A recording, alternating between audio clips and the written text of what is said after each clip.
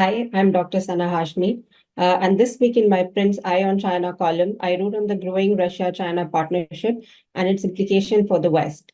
Recently, the Munich Security Index that was released just last week, one of the main findings pertain that China views all countries except Russia and Belarus as threatening, specifically in comparison to a year ago. This finding is not at all surprising given how, since the onset of Russia-Ukraine war, this China-Russia relationship has grown significantly. Even when a number of countries have either criticized Russia for its invasion of Ukraine or taken a neutral stance, such as India, China has shown unwavering support for Russia. So, from holding high level meetings between Xi Jinping and Vladimir Putin to extending greetings on festivals, there are more exchanges between Chinese president and Russian president, specifically since the onset of Russia-Ukraine war. So specifically, she has emphasized specifically during their calls, during their meetings, as well as during the recent greetings that were exchanged at the beginning of the Lunar New Year, that China-Russia relations are stronger and stable than ever before. And the two countries together, they need to oppose external interference in their internal affairs. That was a clear reference to the United States. And these affirmations, these uh, points by both Xi and Putin are not at all new. We have been seeing such rhetoric from a very, very long time, but now they have become increasingly common.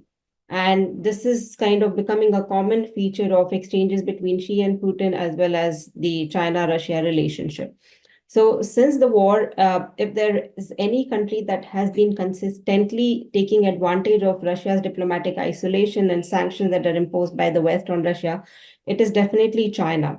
Russia has been isolated, but this has worked to China's advantage very well. It has seized this backlash against Russia, and what it is trying to do is to exploit the situation. So, one important development has been that she has been consistently leveraging China's partnership with Russia to signal to the West that a number of countries, particularly non-Western countries, do not really share the Western outlook on the world, and they do not certainly accept the West-led world order. And that, in fact, several countries agree that Western influence in a number of countries' internal affairs, including China, Russia, and a number of global South countries, is not at all acceptable. So, China's support to Russia, what we have seen is it remains steadfast, and consequently, this has also led Russia to become somewhat a puppet of China's. And then Russia, and I think as a result, what we are also seeing that Russia is not now only aligning with China, it's also defending China's interest. And it has also assumed and happily assumed the role of a junior partner in this relationship with China. Then another benefit that China could get out of this relationship, not immediately, but perhaps at later stages, that Russia's invasion of Ukraine could also be used by China to justify its action should it choose to invade Taiwan. And both Russia and China have been trying to collectively propagate the narrative of Western provocation and interference in their internal matters. So I think this definitely works for China at in a lot of ways. Then, apart from these, China has also reaped substantial tangible benefits from its growing ties with Russia. One example is that there is a surge in bilateral trade between China and Russia. And in the year 2022 alone, the trade reached a hopping of 190 US billion dollar. And as expected, a considerable portion of this trade boom is attributed to the increased energy exports to China, with now Russia supplying approximately 2.0 million barrels of oil per day. And also, we've also seen a number of energy agreements that have been signed between China and Russia, particularly in the past few years. Then, in terms of hard security issues, China and Russia, this particular set of relationship and the growing partnership remains a persistent threat to the West. Both China and Russia, as I've mentioned, they are actively trying to craft this narrative that the West is trying to interfere in their internal matters. And there is a concerted effort from the West to counter both Russia and China at the same time. And what we're also seeing that this is just not being propagated by Russia and China. There is there are a number of countries that are also accepting such a narrative, and there is kind of reception specifically from the countries in the global south.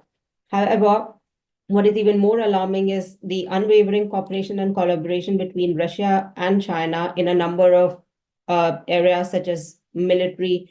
And what we have seen is that the security cooperation is also intensifying. So, along with this military cooperation, we're also seeing that there is this sophisticated influence operation arrangement that is the combined influence operation that we are seeing that is emanating from China and Russia, and that's kind of presenting a formidable challenge for both, for specifically for the US, but also for the rest of the West as well. So, and in the past few years, specifically how and when China's aggression was rising, we saw that how like-minded countries of the Indo-Pacific region, they came together to address challenges posed by China's aggression. There was this effort to present a collective front to deal with this China threat, the China challenge. But what we've also seen in the recent years that the effectiveness of such a collective effort is not really proving very impactful. And in addition to this, now we have this compounded threat of both China and Russia that's increasingly becoming alarming for a lot of countries and particularly for the US. And also, this China Russia partnership is also aimed at the US. So they're also trying to kind of promote a united front against the US. So now there is a problem that despite all these issues, despite this threat, there are a number of countries that share divergent perception and approaches towards China. And also after the war, we are seeing that they also share this, they also have these divergent approaches towards Russia. So this is further complicating the situation. And these countries are unable to provide and unable to come up with a solution to this instability in the Indo-Pacific region.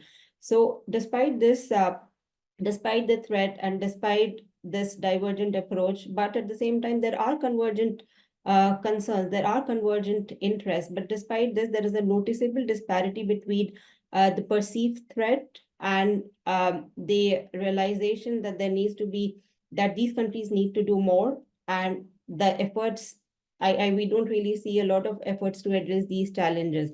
And this suggests that there is a concerned underestimation of the severity of this growing China-Russia partnership. Thank you.